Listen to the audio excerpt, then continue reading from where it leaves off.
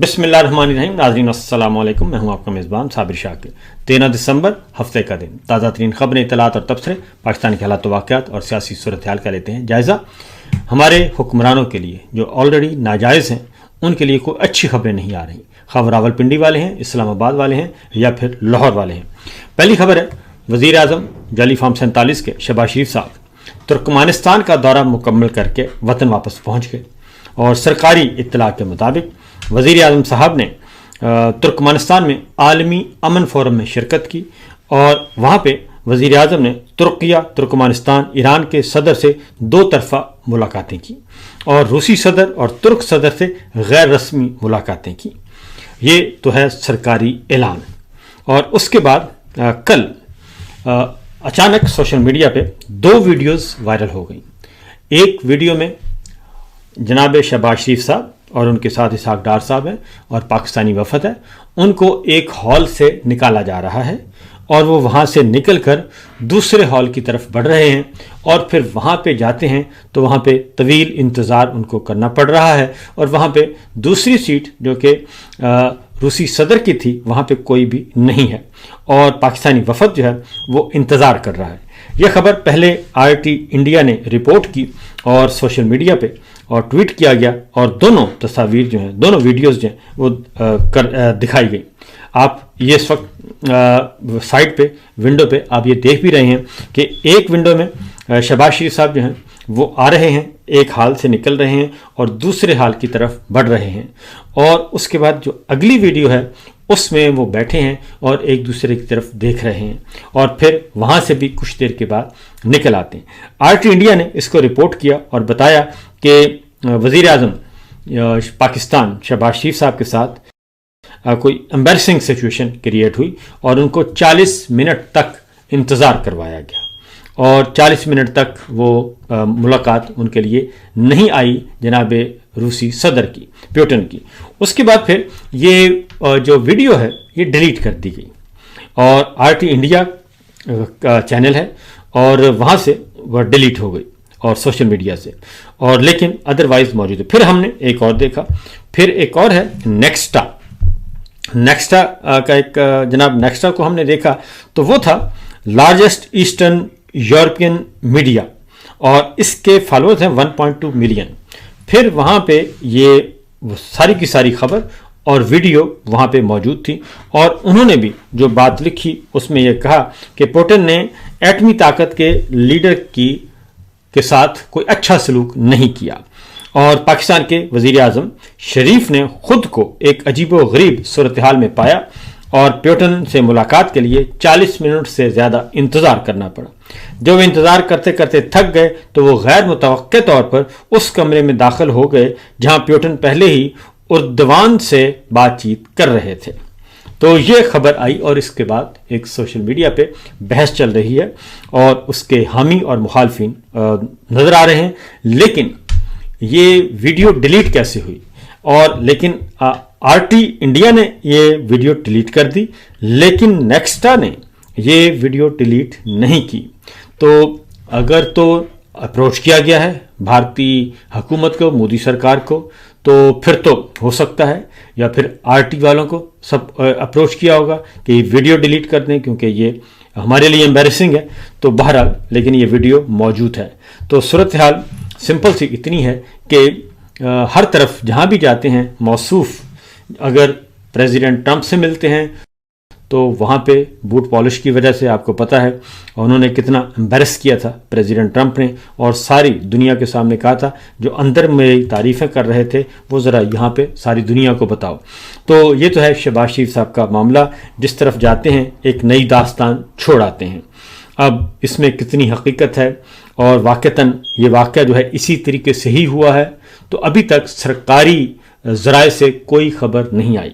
वज़ीर आज़म ऑफिस, वज़ीर आज़म हाउस की तरफ से कोई खबर नहीं आई। हाँ, अलबत्ता जो लाइक माइंडेड हैं वो ज़रूर बयान कर रहे हैं कि नहीं जनाब ये इंडिया का प्रोपेगेंडा है। तो बहरहाल देखते हैं मज़ीद चीज़ें आ जाएंगी सामने, ज़्यादा दूरी की बात नहीं है। अब आते हैं अगली खबर, वो है ख़ास तौर पे IMF ने एक और چارج شیٹ جاری کر دی ہے، وہ بہت ضروری ہے بتانا۔ اور آئی ایم ایف نے قسط تو دے دی، پہلے تو آئی ایم ایف نے ایک پرچہ جاری کیا تھا، وہ فرد جرمی تھی کہ پاکستان میں 5300 ارب روپے کی کرپشن، اور اس کے بعد انہوں نے کہا تھا کہ پاکستان میں بیڈ گورننس ہے، کرپشن عروج پہ ہے، اور اصلاحات کا کہا تھا، قسط بھی روک لی تھی۔ لیکن اس کے بعد مذاکرات ہوئے، اور مذاکرات کے بعد انہوں نے کہا کہ یہ شرائط ہیں، یہ ٹرم اینڈ کنڈیشنز یہ ہیں۔ پھر سٹاف لیول ایگریمنٹ ہوا، اور اس میں ان تمام شرائط کو تسلیم کر لیا گیا۔ وہ شرائط بڑی خطرناک ہیں، اور اس میں وہ ساری باتیں تسلیم کی جا رہی ہیں، کیونکہ اس میں SIFC جو کہ بہت ہی زبردست سرمایہ کاری کے لیے اسپیشل کونسل بنائی گئی تھی، اور جس کے روح رواں تھے جناب field marshal general Asim Munir صاحب، اس کو بھی انہوں نے دائرہ اختیار کو محدود کر دیا ہے آئی ایم ایف نے۔ پہلے ذرا بات کرتے ہیں کہ معاملہ ہے کیا۔ یہ اس کو عالمی ذرائع ابلاغ بھی رپورٹ کر رہے ہیں۔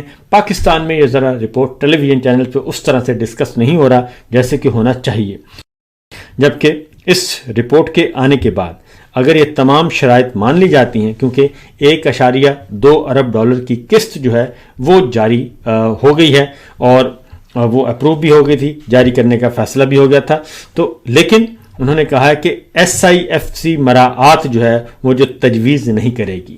SIFC کوئی کسی قسم کا اسپیشل انیشیٹو نہیں دے گی، کوئی اسپیشل جو ہے وہ انسینٹیو نہیں دے گی، یہ کہا گیا ہے SIFC کے بارے میں۔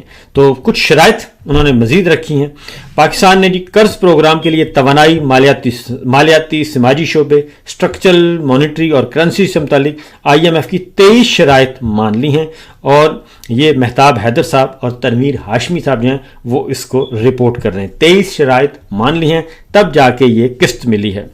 اور اس پاکستان نے جو ایگریمنٹ حکومت نے تسلیم کیا ہے کہ ترقیاتی اسکیموں میں کمی لائی جائے گی، اور کھاد اور کیڑے مار ادویات پر ایکسائز ڈیوٹی میں 5% اضافہ کیا جائے گا، اور اعلیٰ قیمت والی میٹھی اشیاء پر ایکسائز ڈیوٹی متعارف کرانا، اور منتخب اشیاء کو معیاری شرح پر منتقل کر کے سیلز ٹیکس کی بنیاد پر وسیع کرنا شامل ہے۔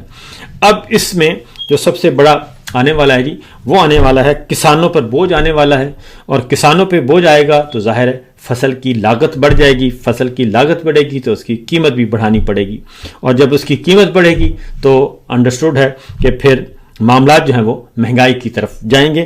تو پہلی بات تو یہ ہے کہ یہ مہنگائی کا ایک طوفان لے کر آ رہا ہے۔ یہ جو شرائط ہیں IMF نے کہی ہیں، 40,000 بڑے جو ہمارے ہیں دکاندار اور کاروباری لوگ، ان کے لیے وہ کہتے ہیں کہ پوائنٹ آف سیل پر سسٹم نصب کیا جائے کہ وہ کتنا کماتے ہیں اور کتنا آگے دیتے ہیں، اور اس کے لیے کافی لڑائی چل رہی ہے، اور ابھی تک اس پہ کامیاب نہیں ہو پا رہے۔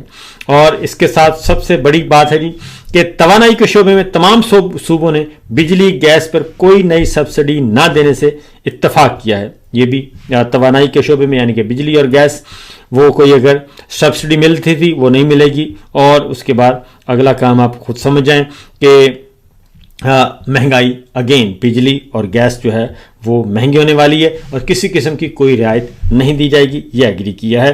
اور اس کے ساتھ ساتھ جو سب سے امپورٹنٹ ہے گندم کی خریداری اور دیگر جو ہماری اجناس ہیں، اس میں زرعی اجناس، اس میں انہوں نے کہا کوئی امدادی قیمت آپ مقرر نہیں کریں گے، اور درآمدات پر کسی قسم کی کوئی نئی ریگولیٹری ڈیوٹی متعارف کرانے سے بھی روک دیا ہے۔ اور SIFC جو سرمایہ کاری اسپیشل کونسل ہے، اس کے لیے انہوں نے کہا ہے کہ سرمایہ کاری کے لیے کسی قسم کی مراعات تجویز کرے گی، اور نہ ہی حکومت ٹیکس مراعات یا گارنٹی فراہم کرے گی، اور SIFC کے تحت آنے والی تمام سرمایہ کاری standard public investment management frame work کے تحت ہونے کو یقینی بنایا جائے۔ یہ SIFC کا انہوں نے کر دیا ہے چیپٹر کلوز، اور جو اسپیشل کونسل بنائی گئی تھی اس کو IMF نے کہا ہے کہ یہ درست نہیں ہے۔ سب سے بڑھ کر یہ کہ اسپیشل اکنامک زون بنانے یا دیگر زون بنانے اور ان زون کو کسی قسم کی مراعات دینے اور موجودہ مراعات کی تجدید سے بھی روک دیا ہے۔ اگلی جو سب سے امپورٹنٹ خبر ہے वो पाकिस्तान में अभी तक रिपोर्ट नहीं हुई, वो है BBC ने रिपोर्ट की है। और उसमें उन्होंने बताया है कि जितने भी विफाकी मुलाजमीन हैं, विफाकी सरकारी मुलाजमीन जितने भी हैं, उन सब का जो है वो उनके असासाजात जो हैं वो जाहिर किए जाएं। ये सबसे इम्पोर्टेंट इसमें है। ये BBC ने रिपोर्ट किया है और किसी ने रिपोर्ट नहीं किया कि नई शराइत आयद की गई हैं। आम आदमी के लिए तो मसला है ही है, लेकिन उसके लिए तमाम मुलाजमीन जो हैं, वफाकी सरकारी मुलाजमीन, वो सब अपने असासे जो हैं वो जाहिर, वफाकी और सूबाई मुलाजमीन दोनों अपने असासाजात की तफसीलात जो हैं वो जारी करेंगे और आला सतही सरकारी, तमाम आला सतही सरकारी मुलाजमीन के असासाजात की तफसीलात शामिल होगी। और पाकिस्तान आइंदा बरस दिसंबर के इख्तिताम से पहले हुकूमती वेबसाइट पर आला सतही वफाकी और सूबाई मुलाजमीन के असासाजात की तफसीलात शाया करेगा। और इसका मकसद यह है जी कि उनके ज़राए आमदन और उनके जो असासाजात हैं उनको ज़रा चेक किया जाए, उनमें कितनी मुमासलत है। अब वफाकी और सूबाई मुलाजमीन में तो सारे आते हैं जी। वफाकी मुलाजमीन में अब अगला सवाल है कि क्या हमारे जजेस और जर्नैल आएंगे? क्या जजेस और जर्नैलों के असासाजात जो हैं वो जाहिर किए जाएंगे? ये है असल सवाल। जजेस के भी हो जाएंगे, जर्नैलों के, हमारी जो मिलिट्री इस्टेब्लिशमेंट है, जो फौजी मुलाजमीन हैं, उनके लिए क्या होगा? ये असल में सवाल है और शायद आगे जाके इसमें कोई मसला भी बन जाए। फिर एक और कहा गया जी, करप्शन जो है वो हाई रिस्क पे है और 10 इदारों के लिए IMF ने कहा है कि आप एक्शन प्लान बनाएं। और 10 इदारे पाकिस्तान में ऐसे हैं जहां पे करप्शन उरूज पर है, और सबसे बढ़कर ये कि जो करप्शन रोकने वाले इदारे हैं वहां पे करप्शन है सबसे ज़्यादा। उसमें एंटी करप्शन है, उसमें FI है, उसमें NAB है। और इसके लिए उन्होंने कहा है कि जनाब IMF ने अपने स्टाफ लेवल जायजे में कहा है कि करप्शन और गवर्नेंस के हवाले से तरबियत करदा के लिए तैयार करदा रिपोर्ट की तरफ उन्होंने का इशारा किया है और कहा है कि असेसमेंट या रिस्क की तशखीस की बुनियाद पर वफाकी एहतसाब ब्यूरो या NAB को मरकजी जिम्मेदारी दी जाएगी। तो ये तो है मामला IMF का और जो शराइत आ रही हैं। अब ये आते हैं कि SIFC, जिसको अब उन्होंने मक्खू ठप दिया है उसका, क्योंकि पहले भी इसकी कारकर्दगी ना होने के बराबर है, बल्कि है ही नहीं कारकर्दगी, लेकिन उसकी तशहीर बहुत की गई थी और उसकी अम्ब्रेला में बहुत सारे उल्टे काम भी किए गए हैं। तो इसका मेरे सामने खबर पड़ी है कि $100 अरब की सरमायाकारी का वादा किया गया था, लेकिन $100 अरब नहीं आया, $1 करोड़ भी नहीं आया। 100 अरब तो बहुत दूर की बात है, बल्कि 5300 अरब की करप्शन ज़रूर हो गई है। ये तो यहाँ पे होती है जी खबर ख़त्म। और अगली खबर की हम तरफ बढ़ते हैं, जो कि वो है इमरान खान साहब से मुताल्लिक। इमरान खान साहब से मुताल्लिक ये खबर है जी कि इन्होंने बैन किया हुआ है, कैद तन्हाई में रखा हुआ है, उनके साथ गैर इंसानी सलूक किया जा रहा है। और जो अभी लेटेस्ट रिपोर्ट्स आई हैं उसमें कुछ बातें तो पहले से इल्म है कि उनका मेडिकल चेकअप नहीं करवाया जा रहा प्राइवेट डॉक्टर्स के साथ। उनका किसी किस्म का एक तवील अरसा हो गया, 14 माह हो गए हैं, उनका मेडिकल चेकअप नहीं हुआ। नंबर 1। नंबर 2, उनको कैद तन्हाई में रखा हुआ है और उनको वॉक करने की भी सहूलत नहीं है। और 50 फुट एरिया है जहाँ पे 23 घंटे के बाद उनको निकाला जाता है, सिर्फ 50 फुट का एरिया। और उसके बाद 1 घंटे के अंदर अंदर उन्होंने बाहर। और फिर अगली बात यह है कि उनको पिछले दिनों 23 दिन के बाद निकाला गया उनके सेल से। और फिर कैमरे चारों तरफ लगे हुए हैं उनके सेल के बाहर, उनकी काल कोठड़ी के बाहर, ताकि कोई भी अहलकार वो उनसे मुखातिब ना हो सके। 6-8 कैमरे लगे हुए हैं जी। और जो जेल के हुक्काम हैं और जो उनको खाना देने आते हैं या कोई भी सर्विस करता है तो उसको भी चेक किया जाता है और उसको भी लताड़ा जाता है कि आपने कोई बात नहीं करनी। तो उसके बाद अगला है, उनको रोशनी नहीं दी जा रही और उनको सर्दियों में सर्द कपड़े चाहिए होते हैं, गर्मियों में उनको ठंड चाहिए होती है, اس کا بھی کوئی نہیں ہے انتظام۔ اب اس میں اقوام متحدہ کی طرف سے باقاعدہ طور پہ ایک آ گیا ہے حکم نامہ، اور نہ صرف حکم نامہ ہے بلکہ سخت تشویش کا اظہار بھی کیا گیا ہے، اور عمران خان صاحب کی قید تنہائی کو غیر انسانی نظر بندی کا نام دیا گیا ہے۔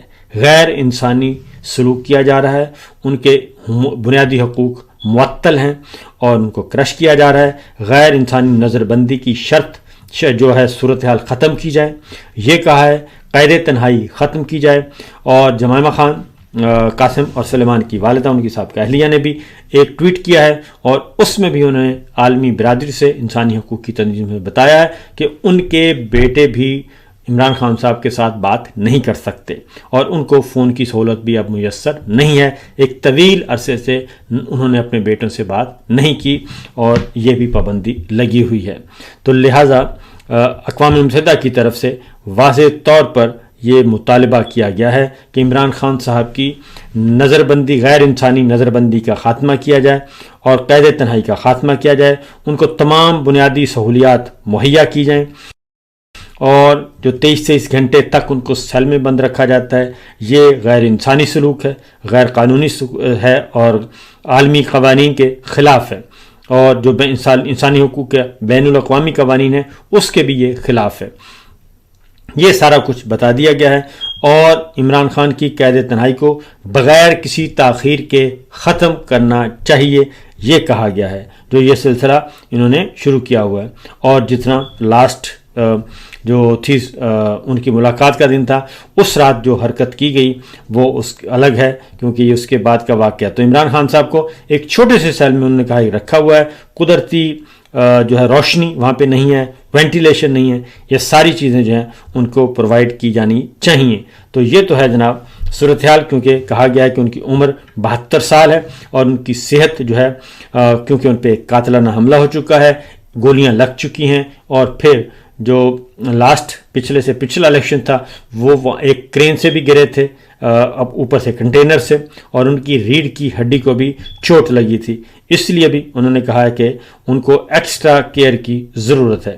یہ سب کچھ کیا ہے، اور یہ عالمی جبر جو چل رہا ہے اس وقت پاکستان میں سیاسی کارکنان پہ، صحافیوں پہ، اور جو انسانی حقوق پامال کیے جا رہے ہیں، اس سلسلے میں یہ ایک چٹھا آیا ہے اور آرڈر جاری ہوا ہے۔